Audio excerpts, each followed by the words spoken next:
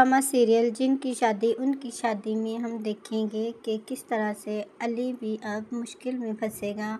अली जो कि अपनी पहेली को सुलझाने में कामयाब हो जाता है, जिसमें नादिया उसका साथ देती है और एक दरख्त के नीचे से उसको वो बॉक्स मिल जाता है।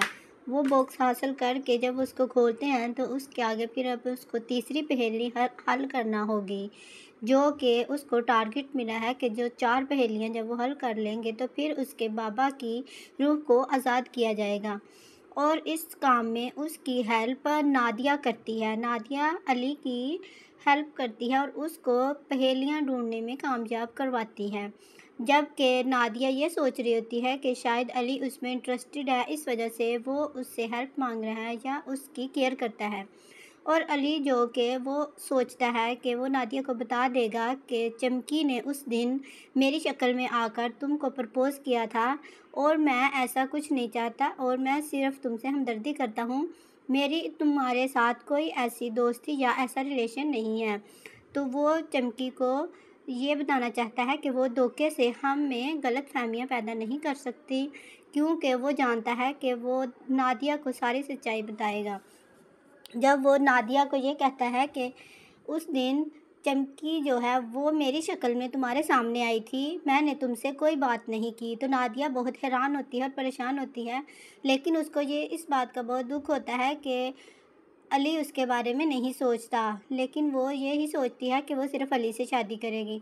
दूसरी तरफ जब खुशी जो है वो नादिया को अली के साथ देखती है तो वो बहुत जेलस होती है और वो समझती है कि उसकी बाजी चमकी जो उसको बताती है, जो शक उसके ज़हन में डालती है वो सच है। चमकी खुशी को यही बताती है कि अली और नादिया का अफेयर है और वो दोनों शादी करना चाहते हैं, जबकि ऐसा कुछ भी नहीं होता।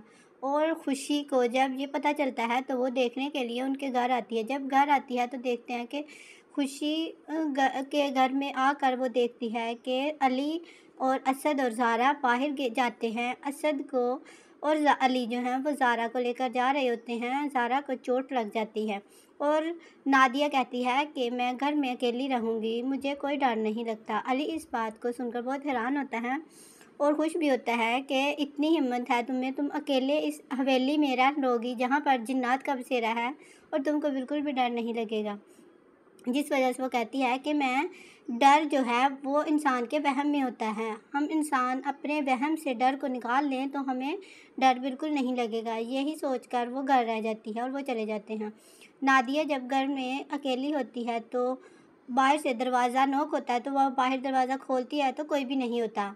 अचानक वो पीछे मुड़ के देखती है तो चमकी उसके घर में बैठी हुई होती है, जो कि खुशी उसके साथ आती है। खुशी उसको देखकर कहती है कि तुमने ये अच्छा नहीं किया, तुम जो अली के नज़दीक आकर उससे रिश्तेदारी बना रही हो। लेकिन वो कहती है कि मेरा ऐसा कोई इरादा नहीं।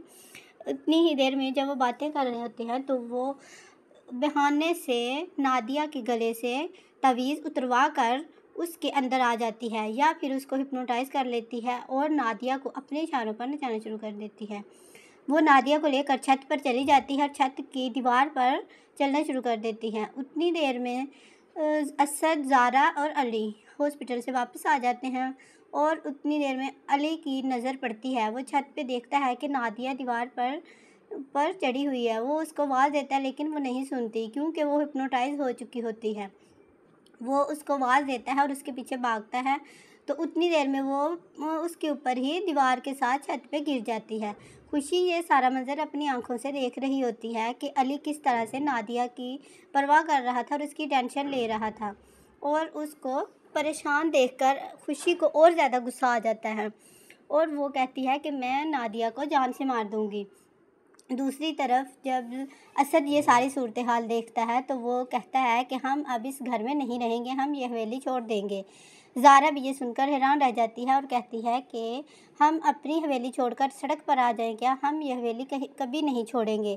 तो जब अली ये बात सुनता है तो वो असद को समझाता है कि अब हम मंजिल के बहुत करीब पहुंच चुके हैं, अब हमें सिर्फ 2 पहेलियों को सुलझाना है, जो हमें टारगेट मिला है 2 हम सुलझा चुके हैं।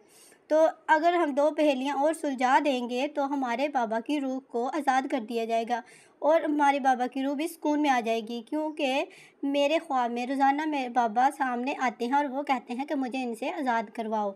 अली किसी सूरत में भी हवेली छोड़कर जाने को नहीं मानता और असद ये सोचता है कि उसको औलाद की सूरत में इतनी देर बाद खुशी मिल रही है और वो इस खुशी को इन जिन्नात की नज़र नहीं करना चाहता।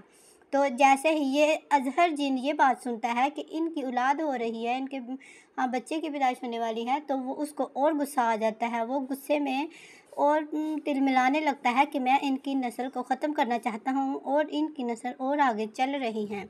वो प्लानिंग सोचता है कि इस आने वाले बच्चे को कैसे ख़त्म किया जाए, जबकि दूसरी तरफ अली भी ये हवेली छोड़कर जाने के लिए नहीं मानता। वो कहता है कि ये हमारे बाप दादा की जायदाद है और हम जिन्नात से डरकर अपने घर को नहीं छोड़ सकते और हमें इनसे लड़कर मुकाबला करना होगा और अपने बाबा की रूह को भी आज़ाद कराना होगा। ज़ारा भी असद को समझाती है कि हम कहीं नहीं जाएंगे, मैंने तवीज़ पहन रखा है, आप मेरी फ़िक्र ना करें, मुझे कोई असर नहीं होगा। ये चाहे जो मर्ज़ी चालें चलें, हमारे तवीज़ हमारी हिफाजत करेंगे और हम ये घर छोड़कर कहीं नहीं जाएंगे।